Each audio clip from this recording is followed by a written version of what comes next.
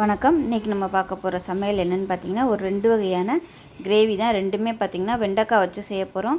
ரெண்டுமே வித்தியாசமாகவும் இருக்கும். இட்லி, தோசை, சப்பாத்தி, சாதம், புலாவ் எல்லாத்துக்குமே அருமையாக இருக்கும். கொஞ்சம் வித்தியாசமாக இது மாதிரி செஞ்சு பாருங்கள். டேஸ்ட் நல்லா அட்டகாசமாக இருக்கும். ஸோ வாங்க இந்த 2 கிரேவியும் எப்படி செய்யலாங்கிறத பார்க்கலாம். தேவையான அளவுக்கு எண்ணெய் சேர்க்கலாம்.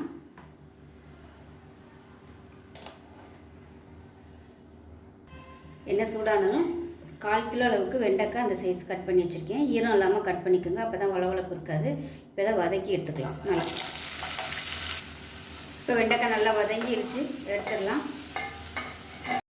இப்போ வெண்டைக்காய் வதக்கினா அதே கடாயில் கொஞ்சம் எண்ணெய் இருக்குது. அதோட 1 டீஸ்பூன் கடுகு, 1 டீஸ்பூன் சீரகம், 2 வரமிளகாய் சேர்த்துக்கலாம். இப்போ இது எல்லாமே நல்லா புரிஞ்சது. நல்லா ஒரு கைப்பிடி அளவுக்கு பெரிய வெங்காயம் பொடியாக கட் பண்ணி சேர்த்துக்கலாம். இதெல்லாம் எடுத்த வீடியோ வந்து ஸ்கிப் ஆயிடுச்சு. ஸோ வெங்காயம் போட்டு நல்லா வதக்கிக்கலாம். அதோட 2 பச்சை மிளகாயும் சேர்த்துட்டு 1 டீஸ்பூன் போல் பெருங்காயத்தூள் சேர்த்துக்கலாம். வெங்காயம் நல்லா ப்ரௌன் கலரில் வதங்கிடுச்சு. இந்த ஸ்டேஜில் கடலை மாவு வந்து 1 டேபிள் ஸ்பூன் அளவுக்கு சேர்த்துக்கலாம். அது கூடவே ஒரு 3/4 டேபிள் ஸ்பூன் அளவு தனியாத்தூள் சேர்த்துக்கலாம்.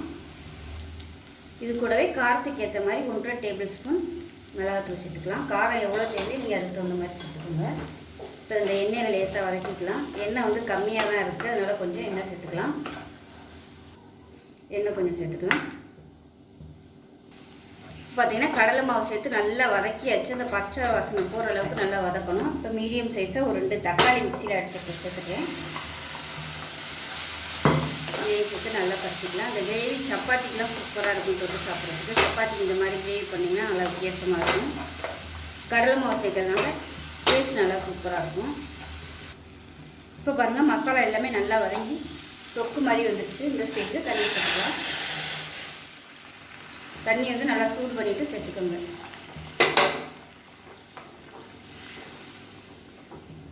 நல்லா கலந்துக்கலாம். கலந்து விட்டுட்டு நம்ம வதக்கி வச்சுருந்த வெண்டைக்காயையும் சேர்த்துக்கலாம். இப்போ இது நல்லா கொதிச்சுக்கிட்டு இருக்குது. கொஞ்சமாக ஒரு சின்ன நெல்லிக்காய் சைஸுக்கு புளி வந்து ஊற வச்சுருக்கேன். கரைச்சிட்டு சேர்த்துக்கலாம். இப்போ நல்லா கலந்து விட்டுடலாம். இப்போ வந்து உப்பு சேர்த்துக்கலாம். இன்னும் உப்பு சேர்க்கலை. உப்பு சேர்த்துக்கலாம். நல்லா கலந்து விட்டுட்டு மூடி வச்சிடலாம்.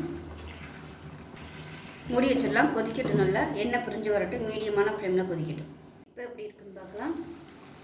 பாருங்கள், நல்லா லைட்டாக எண்ணெயெல்லாம் பிரிஞ்சு வர ஆரம்பிச்சிருச்சு. இந்த ஸ்டேஜில் கொத்தமல்லி எண்ணெய் சேர்த்துக்கலாம்.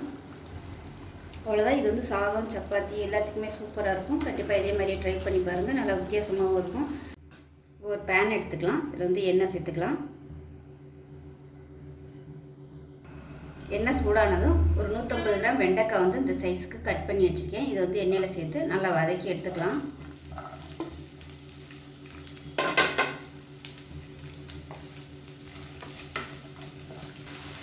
பார்த்திங்கன்னா வெண்டைக்காய் நல்லா ஓரளவுக்கு வதங்கிருச்சு.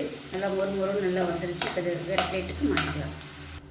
இப்போ அதே கடாயில் அதே எண்ணெயில் கொஞ்சமாக சீரகம் சேர்த்துக்கலாம். கருவேப்பிலை சேர்த்துக்கலாம்.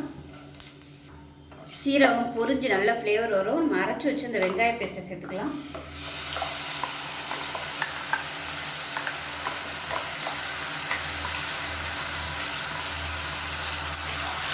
அதை சேர்த்து நல்லா வதக்கிக்கலாம்.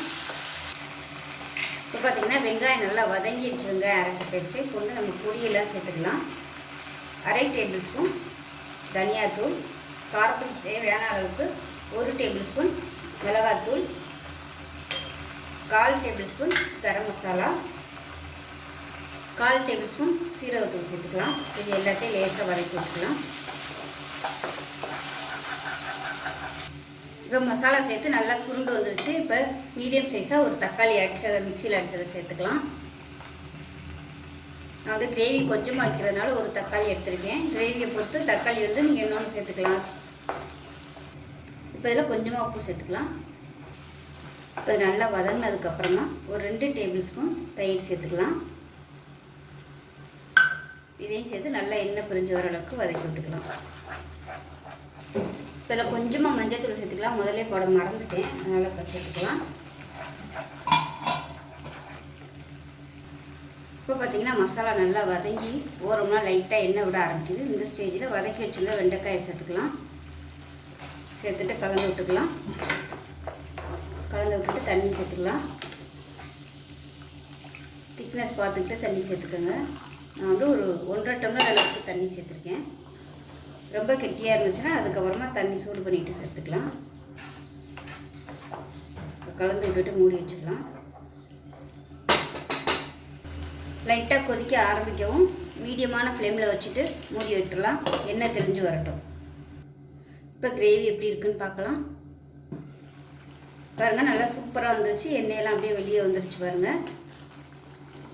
இது வந்து ஆறுச்சுன்னா கரெக்டாக இன்னும் கொஞ்சம் கெட்டியாக வரும். அதனால் வைக்கும்போதே நீங்கள் கொஞ்சம் கரெக்டான பதத்தில் கொஞ்சம் தண்ணியாக வச்சுக்கிட்டிங்கன்னா ஆறுச்சுன்னா உங்களுக்கு கரெக்டாக வந்துடும். அவ்வளோதான், அமர்த்திடலாம். கொத்தமல்லி சேர்த்துக்கலாம் லாஸ்ட்டாக.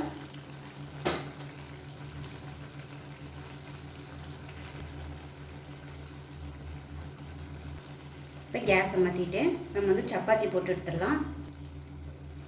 இப்போ பார்த்திங்கன்னா சப்பாத்தி வந்து